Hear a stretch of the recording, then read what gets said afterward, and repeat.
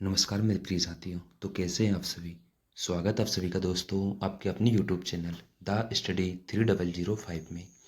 साथियों, आज आपके लिए लेकर आए हैं आपके ऑल एग्ज़ाम, जैसे कि रेलवे के NTPC, loco pilot, technician, group D, RPF, इसी के साथ ही एसएससी के एग्ज़ाम के लिए मोस्ट आईएमपी प्रीवियस ईयर के टॉप 50 सिलेक्टेड साइंस के पीवाई के क्वेश्चन। साथियों, इन क्वेश्चन को ध्यान से रीड कीजिए और अपनी तैयारी को बेहतर बनाइए। साथियों, आइए साथियों शुरू करते हैं हम लोग आज का सेशन। इसी के साथ ही अगर आप चैनल पर नए हो तो चैनल को सब्सक्राइब कर लीजिए, वीडियो को लाइक कीजिए और अपने दोस्तों के साथ शेयर कीजिए। हमारा पहला क्वेश्चन है, तरंग चलती है वो अपने साथ ले जाती है। तो क्या ले जाती है साथियों? वह ऊर्जा को लेकर जाती है। यानी कि जब तरंग चलती है, गति करती है, तो वह अपने साथ में ऊर्जा को भी लेकर जाती है। अगला प्रश्न है हमारा, सूर्य ग्रहण के समय सूर्य का कौन सा भाग दिखाई देता है? कौन सा साथियों? किरीट, जिसे किरीट कहा जाता है। यानी कि जब सूर्य ग्रहण होता है उस समय सूर्य का सिर्फ किरीट नाम का भाग ही दिखाई देता है। अगला प्रश्न है हमारा, कपड़ों से जंग के धब्बे हटाने के लिए प्रयोग किया जाता है। तो किसका प्रयोग किया जाता है साथियों? ऑक्जेलिक अम्ल का। यानी कि ऑक्जेलिक अम्ल का प्रयोग प्रमुख रूप से कपड़ों से जंग के धब्बे हटाने के लिए किया जाता है। अगला प्रश्न है हमारा, गन्ने में लाल सड़न रोग, यानी कि साथियों गन्ने में लाल सड़न रोग किसके कारण उत्पन्न होता है? किससे होता है? कवकों द्वारा। यानी कि कवकों के द्वारा गन्ने में लाल सड़न रोग होता है। अगला प्रश्न है हमारा, टेलीविजन का आविष्कार किसने किया था? किसने किया था साथियों? J.L. वेयर्ड ने। यानी कि जॉन लॉगी वेयर्ड ने टेलीविजन का आविष्कार किया था। अगला प्रश्न है हमारा, किस प्रकार के ऊतक शरीर के सुरक्षा कवच का कार्य करते हैं? तो कैसे साथियों? एपिथीलियम ऊतक। यानी कि एपिथीलियम ऊतक प्रमुख रूप से शरीर के सुरक्षा कवच की तरह कार्य करते हैं। अगला प्रश्न है हमारा, मनुष्य ने सर्वप्रथम किस जंतु को अपना पालतू बनाया था? यानी कि साथियों मानव ने सर्वप्रथम किस जंतु को अपना पालतू जानवर बनाया था? तो किसे बनाया साथियों? कुत्ता को। अगला प्रश्न है हमारा, किस वैज्ञानिक ने सर्वप्रथम बर्फ के दो टुकड़ों को आपस में घिसकर पिघला दिया था? किसने साथियों? डेवी ने। यानी कि वैज्ञानिक डेवी हुए थे, उन्होंने सर्वप्रथम बर्फ के दो टुकड़ों को आपस में घिसकर पिघलाया था। अगला प्रश्न है हमारा, हीरा चमकदार क्यों दिखाई देता है? यानी साथियों पूछा जाएगा आपसे कि हीरा चमकदार क्यों दिखाई देता है, तो आपका राइट आंसर हो जाएगा सामूहिक आंतरिक परावर्तन के कारण। यानी कि सामूहिक आंतरिक परावर्तन के कारण ही हीरा हमें चमकदार दिखाई देता है। अगला प्रश्न है हमारा, गोबर गैस में मुख्य रूप से क्या पाया जाता है? क्या साथियों? मिथेन। यानी कि गोबर गैस में मिथेन पाई जाती है। अगला प्रश्न है हमारा, निम्नलिखित में से कौन सा आहार मानव शरीर में नए ऊतकों की वृद्धि के लिए पोषक तत्व प्रदान करता है? कौन है साथियों? पनीर। यानी कि पनीर मानव शरीर में नए ऊतकों के लिए पोषक तत्व प्रदान करता है। अगला प्रश्न है हमारा, निम्न में से कौन एक उड़ने वाली छिपकली है साथियों? कौन सी है? ड्रेको। यानी कि ड्रेको नाम की छिपकली यह उड़ भी सकती है। अगला प्रश्न है हमारा, अंगूर में कौन सा अम्ल पाया जाता है? कौन सा साथियों? टार्ट्रिक अम्ल। यानी कि अंगूर में टार्ट्रिक अम्ल पाया जाता है। अगला प्रश्न है हमारा, कैंसर संबंधी रोगों का अध्ययन कहलाता है? कौन सा साथियों? ऑन्कोलॉजी। यानी ऑन्कोलॉजी के अंतर्गत कैंसर का अध्ययन किया जाता है। यानी जो कैंसर के रोग होते हैं उनका प्रमुख अध्ययन करने वाली शाखा क्या कहलाती है हमारी? तो उसे कहते हैं ऑन्कोलॉजी। अगला प्रश्न है हमारा, घोंसला बनाने वाला एकमात्र सांप कौन सा है? कौन सा साथियों? King cobra. यानी कि किंग कोबरा एकमात्र ऐसा सांप होता है जो घोंसला बनाकर रहता है। अगला प्रश्न है हमारा, भारत में पाई जाने वाली, यानी कि साथियों पूछा जाएगा आपसे कि भारत में पाई जाने वाली सबसे बड़ी मछली कौन सी है? कौन सी साथियों? Whale shark.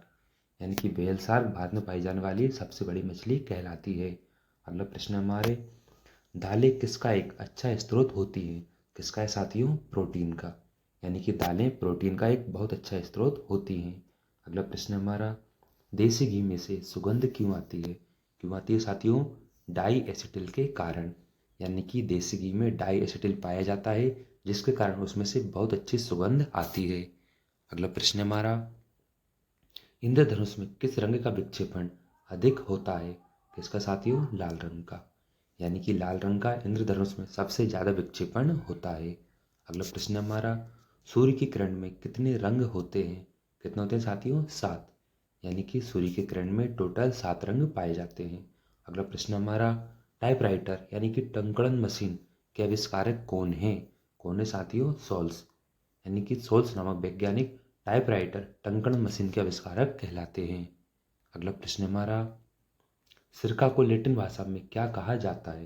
क्या कहते हैं साथियों? एसिटम, यानी कि सिरका को एसिटम भी लैटिन भाषा में एसिटम कहा जाता है। अगला प्रश्न हमारा, दूध की शुद्धता का मापन किस यंत्र से किया जाता है? किससे साथियों? लैक्टोमीटर से, यानी कि लैक्टोमीटर के द्वारा ही दूध की शुद्धता को मापा जाता है। अगला प्रश्न हमारा, पृथ्वी पर सबसे अधिक मात्रा में पाए जाने वाला धातु तत्व कौन सा है? कौन सा साथियों? एल्यूमिनियम, यानी कि पृथ्वी पर एल्यूमिनियम सर्वाधिक मात्रा में पाया जाता है। अगला प्रश्न हमारा, मोती मुख्य रूप से किस पदार्थ का बना होता है? किसका होता है साथियों? कैल्शियम कार्बोनेट का, यानी कि मोती का निर्माण कैल्शियम कार्बोनेट से किया जाता है। अगला प्रश्न हमारा, मानव शरीर में सबसे अधिक मात्रा में कौन सा तत्व पाया जाता है? कौन सा साथियों? ऑक्सीजन, यानी कि ऑक्सीजन मानव शरीर में सर्वाधिक मात्रा में पाए जाने वाला तत्व कहलाता है। अगला प्रश्न हमारा, पूछा जाएगा कि आम का वानस्पतिक नाम क्या है? क्या है साथियों? मैंगीफेरा इंडिका, यानी कि आम का वानस्पतिक नाम मैंगीफेरा इंडिका कहलाता है। अगला प्रश्न हमारा, कॉफी पाउडर के साथ मिलाए जाने वाला चिकोरी चूर्ण प्राप्त होता है? किससे होता है साथियों? जड़ों से, यानी कि कॉफी पाउडर के साथ मिलाए जाने वाला चिकोरी चूर्ण प्रमुख रूप से जड़ों से प्राप्त किया जाता है। अगला प्रश्न हमारा, विटामिन सी का सबसे अच्छा स्रोत क्या है? क्या है साथियों? आंवला, यानी कि विटामिन सी में सर्वाधिक मात्रा में, यानी कि विटामिन सी सबसे ज़्यादा किसमें पाया जाता है? तो ये साथियों हमारा आंवले में पाया जाता है। अगला प्रश्न हमारा, सबसे अधिक तीव्रता की ध्वनि कौन उत्पन्न करता है? कौन है साथियों? वह जीव कहलाता है बाघ, यानी कि बाघ सर्वाधिक मात्रा में तीव्रता की ध्वनि उत्पन्न करता है। अगला प्रश्न हमारा, पूछा जाएगा आपसे कि मानव शरीर में सबसे लंबी कोशिका कौन सी है? कौन सी साथियों? तंत्रिका कोशिका, यानी कि तंत्रिका कोशिका मानव शरीर में पाई जाने वाली सबसे बड़ी कोशिका यानी कि सबसे लंबी कोशिका कहलाती है। अगला प्रश्न हमारा, दांत मुख्य रूप से किस पदार्थ के बने होते हैं? किसको होते हैं साथियों? डेंटाइन के, यानी कि दांतों का निर्माण डेंटाइन के द्वारा किया जाता है। अगला प्रश्न हमारा, किस जंतु की आकृति पैर की चप्पल के समान होती है?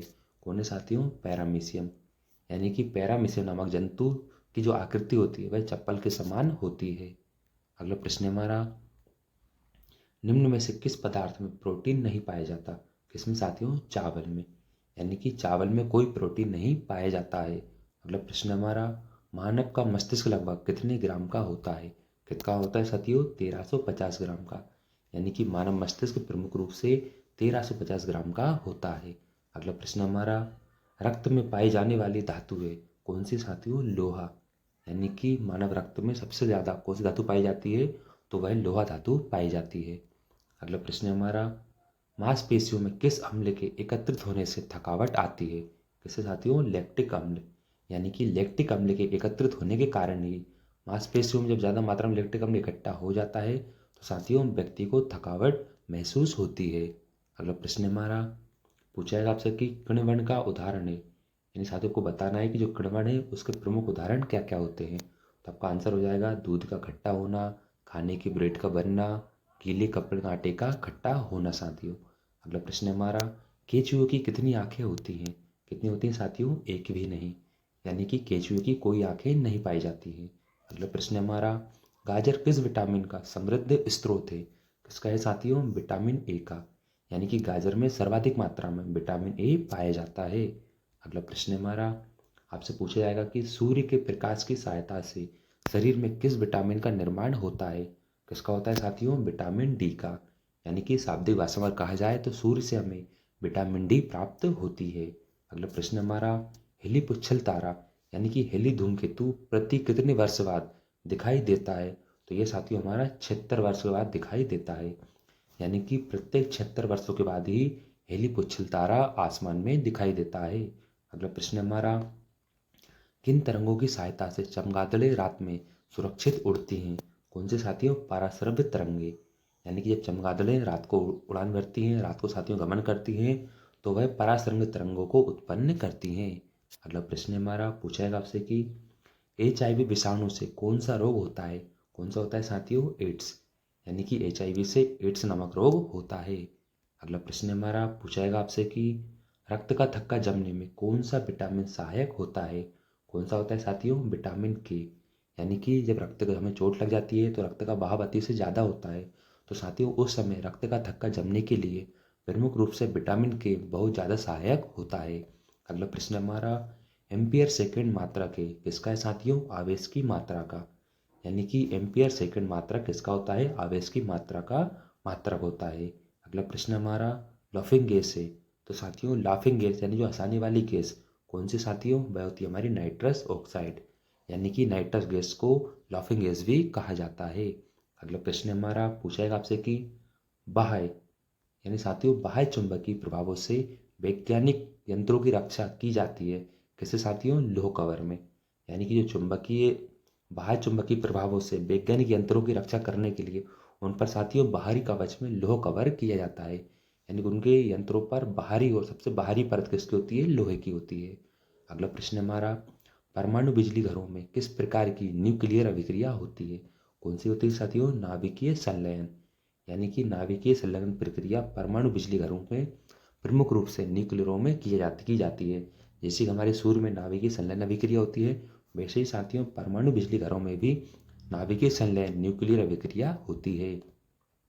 अगला प्रश्न हमारा गैसों के दाब ज्ञात करने वाला यंत्र क्या कहलाता है। क्या कहलाता है साथियों, मैनोमीटर। यानी कि गैसों के दाब मापने वाले यंत्र को मैनोमीटर कहा जाता है। साथियों कैसा रहा आज का सेशन, अंत तक बने रहने के लिए आपका बहुत बहुत धन्यवाद। इसी के साथ ही अगर आप चैनल पर नए हो तो चैनल को सब्सक्राइब कर लीजिए, वीडियो को लाइक कीजिए और अपने दोस्तों के साथ शेयर कीजिए। ठीक है साथियों, मिलते हैं अगले सेशन में। Thank you so much, thanks for watching.